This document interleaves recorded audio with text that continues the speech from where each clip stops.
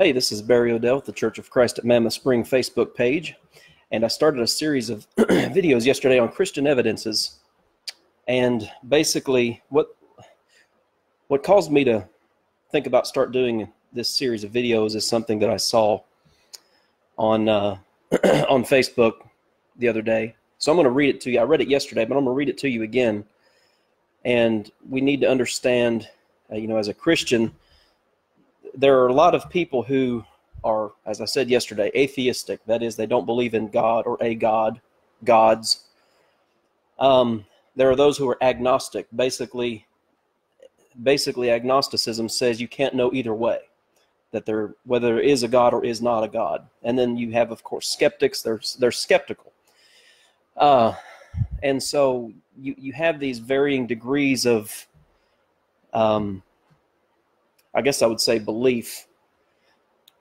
So this is what I saw, and again, caused me to start thinking about this line of videos. So here's what it says. Religion, the practice of training your mind to ignore evidence, logic, and reason, while being able to believe in fairy tales based on faith alone, and being proud of it, rather than ashamed. So that is the atheistic approach to, maybe not approach, but perhaps the atheistic evaluation of the Christian faith.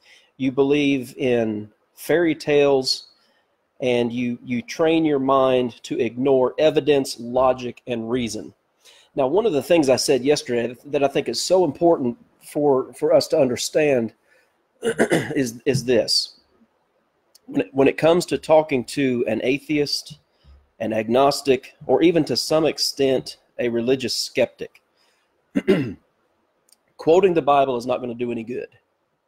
Hey, good afternoon, Connie. Thanks for joining today. Quoting the Bible is not going to do any good for a person coming from that perspective, because again, if they either, one, don't believe in God, or two, they're skeptical about his existence, quoting God's word it's not going to convince them he doesn't exist, or they're skeptical of that existence. So we need to start somewhere else with a person coming from that perspective. Is it really true that Christians ignore evidence, logic, and reason? Is it really true that we believe in fairy tales? And one thing I mentioned yesterday in that video was a person who, according to their testimony, they left the Christian faith and they left their belief in a sky daddy. So to me, one of the strongest arguments, so let me say this first. For now, we're going to leave the Bible out of this discussion. I will mention it a little bit later in today's video, but when a person is of that opinion, that a believer doesn't use logic, reason, or evidence, you can't go to the Bible and say, well, hey, this proves there's a God. And also, it's like I said yesterday, the Bible doesn't set out to prove the existence of God. The assumption is there, and that's how the book opens. In the beginning, God created the heavens and the earth. So one of the fundamental, I'm going to click over here on my computer to be able to read something. One of the fundamental laws of science is that of cause and effect, and that's the title of this video, Christian Evidences and Causality. What is causality? Well, basically, that's the relationship between cause and effect, and that's a very simple principle to understand what cause and effect is. So we are told that the Christian believes in fairy tales apart from logic, reason, and evidence. So I just want to read something to you that shows, or that really, to me, verifies that the Christian is, in fact, the exact opposite of that. The laws of science, the laws that we know, line up perfectly with the existence of a creator, with the existence of this effect that we see all around us, the earth and the universe and all these different things. So I just want to read to you just for a minute. And this is from space.com, how the earth was formed. And just think, in terms of the law of cause and effect, that every material effect must have an adequate cause. To illustrate that. So every material effect, that is, every physical thing, must have an adequate cause. So my computer is sitting on a desk. What caused that desk, the desk being the effect? Well, somebody had to put it together. Somebody intelligent enough to make the right size components, to use the right type of material, to fasten it together. There's a cause behind that effect that brought it about. That's basically, and I guess very simplified definition of cause and effect. So again, just listen to this about the existence of Earth. Approximately 4.6 billion years ago, the solar system was a cloud of dust and gas known as a solar nebula. Gravity collapsed the material in on itself as it began to spin, forming the sun in the center of the nebula. With the rise of the sun, the remaining material began to clump up. Small particles drew together, bound by the force of gravity, into larger particles. The solar wind swept away lighter elements such as hydrogen, helium, and helium from the closer regions, leaving only heavy rock materials to create smaller terrestrial worlds like Earth. And it goes on and on. But listen to that. So we have the Earth around us. We have this effect around us that we see on a daily basis. And it began, according to science, 4.6 billion years ago with a cloud of dust and gas that essentially collapsed upon itself, exploded, and then began expanding. This is, and just reading further their beliefs, this is why there are so many problems with the theory of atheistic evolution. Because all of the effects that we see around us, and it's not limited to just the Earth, just our physical human bodies, the things that we can see, without the aid of telescopes and things like that. These are all effects, and they're very, very large, very complex, very intelligent effects that, again, according to the scientific world, has no cause other than dust and gas and, by chance, gravity collapsing, exploding, and expanding. So let's think about that for just a minute. If it is the case, and that thing I read to you a minute ago about what religion is, it's the ability to deny or to ignore logic, evidence, and reason, and believe in fairy tales. So what is the flip side of the coin? Thinking about the laws of cause and effect. If you don't believe in a creator, a designer, and we'll talk about that here in just a few minutes, what is your other option? Well, you've got a couple of options. Number one option you have is that everything came from nothing. Every material effect that we see today came from nothing. And some are of that, they're of that opinion, essentially. They may have some dust and some gas and some raw material, a very small amount of raw material, but basically everything we see today around us came from nothing. So that's one option. Another option is that matter has always existed. It's eternal. Those are your two options in terms of atheistic evolution. Matter created itself out of nothing, or it's always existed. Now, your third option in terms of atheistic evolution obviously is not even an option, because it's atheistic evolution, and that is there's something or someone greater than the material effects that we see around us. Now, of course, from the Christian perspective, that's God. And the interesting thing is, both in the Old and New Testaments, the Bible speaks to this. One of my favorite verses in terms of this subject is Hebrews chapter 3 and verse 4. Every house is built by some man. That's a cause and effect. The effect is the house. What is the cause behind the house? Well, the man who designed it and built it. So every house is built by some man, but he who built all things is God. So you have that in the New Testament. You also have passages from the Old Testament. One that immediately comes to my mind is from everlasting to everlasting, thou art God. You have this eternal, intelligent, powerful being that designed what we see. And that's, the argument from design for Christian evidence is for the existence of everything is very strong. Chaos does not create design. If it were the case that there were this small amount of material, whether it's dust or gas or rocks or whatever, whatever material the evolutionist wants to say.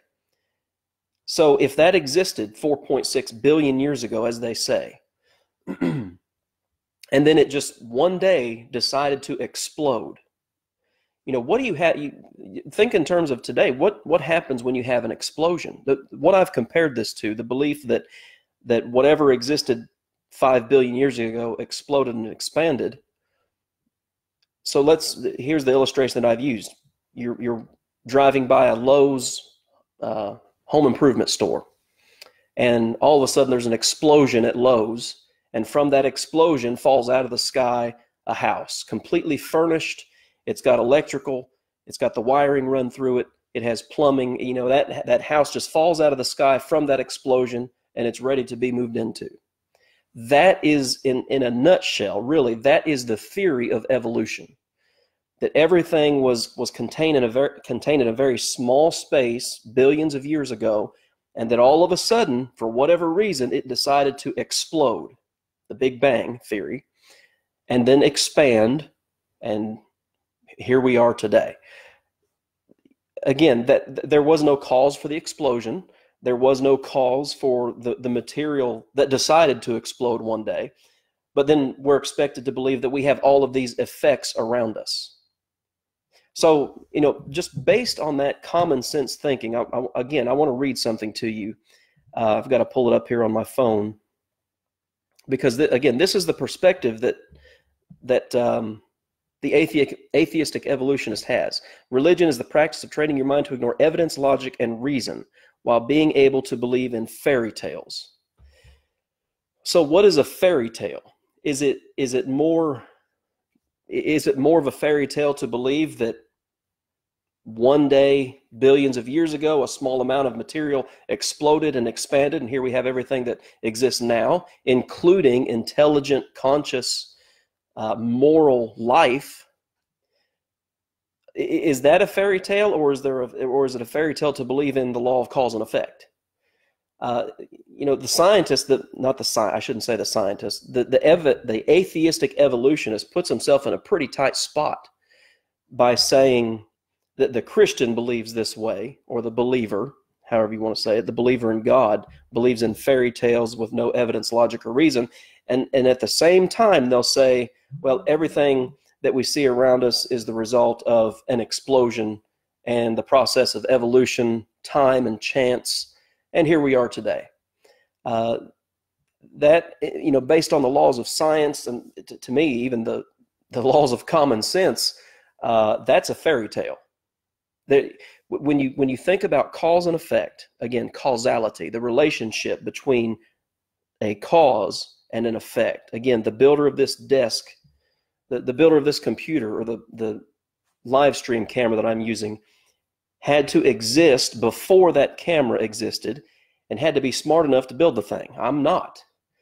But we understand the law of cause and effect. Now you multiply that, thinking about these components that I'm using here, a microphone, a computer, a camera, and multiply that to this earth and the solar system, the universe, and again, intelligent, conscious, moral existence. And we're expected to believe that all of that came from nothing. So again, when we're talking to a person who comes to us from that perspective, I don't think we should start with the Bible, because again, God to them is a fairy tale.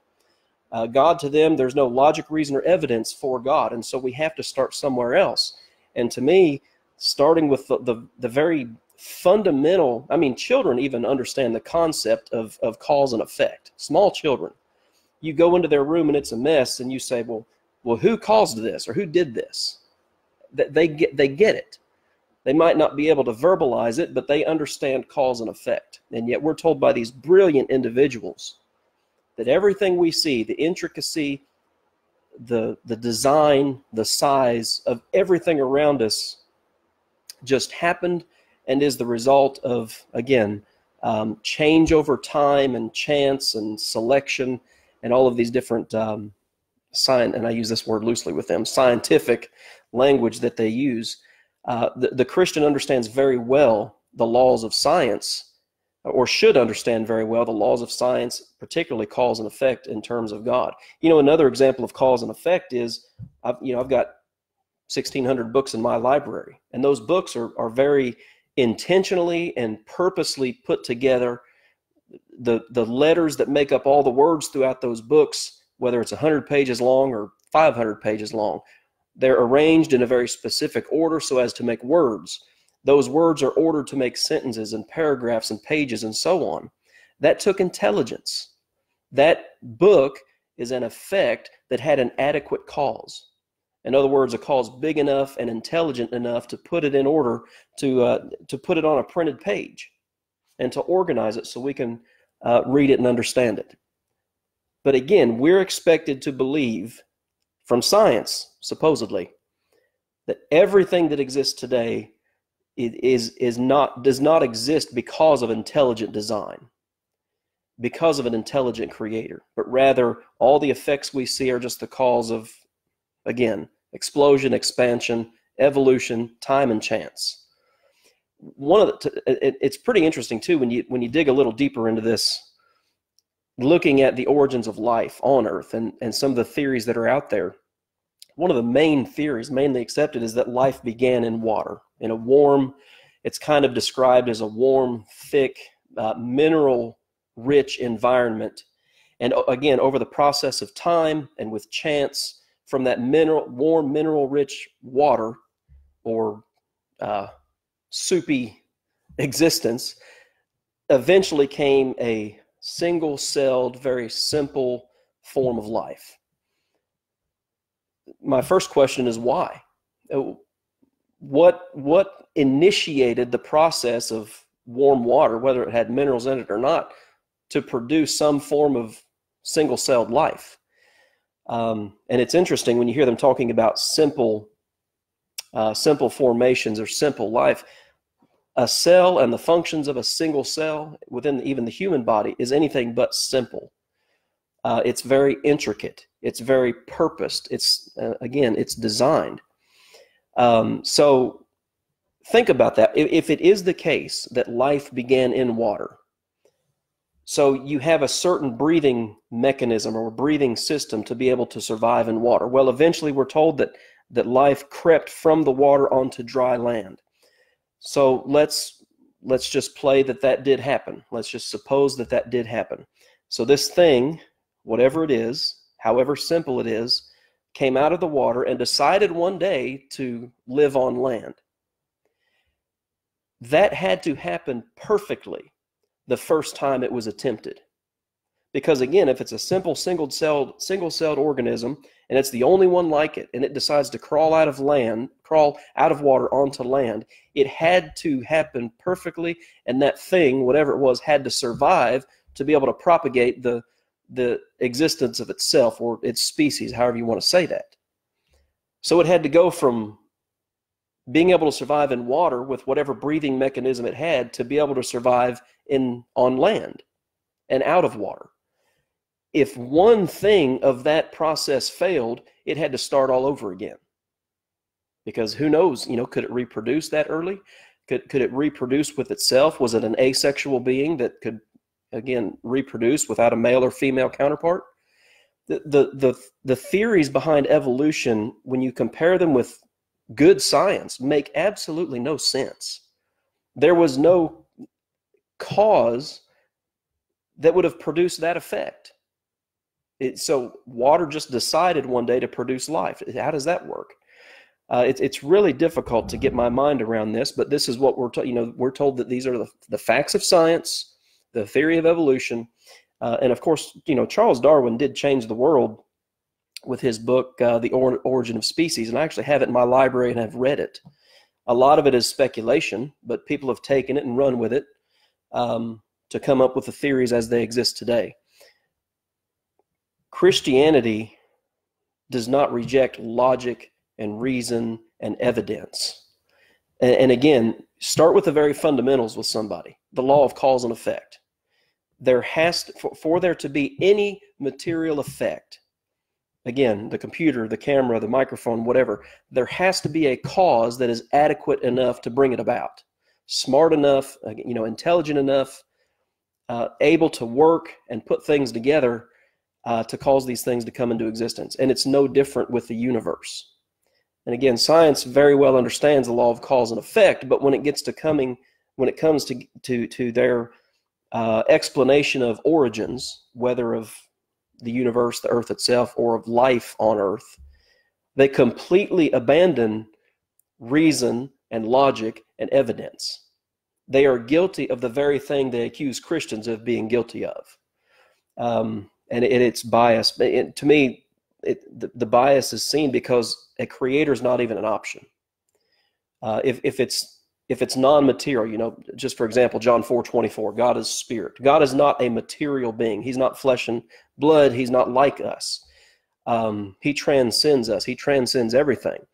But from the atheistic evolutionist perspective, the non-material, the spiritual, that's not even an option. And so you have to throw that out the window immediately. So what is that? That's throwing out evidence. That's throwing out logic and reason, because again, every effect must have a cause. Things do not create themselves. Again, Hebrews 3 and verse 4, every house is built by someone, but he who built all things is God. So, we can't be afraid as Christians to approach this subject. We just have to approach it the right way. It's often the case, and this has been my personal experience, that those who are, and again, I would say most of them are not truly atheistic. They're more agnostic. It's just that they're not sure. They're very loud. They can Google stuff and find it that other people have talked about, but they don't consider. They don't take into consideration what they're actually saying. That everything that we see in existence today, and the functions of life, the functions of human life, animal life, all of those things they believe are the cause of basically time and chance instead of intelligent design and purpose. So again, those who believe in this system of atheistic evolution are the very ones who deny logic and reason and evidence. The Christian does not do that. It's just a straw man that they throw up to easily tear down, or they think they easily tear it down. But anyway, I'm going to cut it off here, but I wanted to take a few minutes today to address this, and tomorrow I'll do another one on this, not on the law of causality, but on another law of science that, again, does not back up, does not strengthen the cause of the atheist by any means. But in fact, it does the Christian back up the thought of believers that there is a God and there is a creator, a designer. So I've got quite a few of you here on the live stream, and I always appreciate that. So I will do another video again today. As always, like and follow our page here, Church of Christ at Mammoth Spring. And I will see you on the next video tomorrow.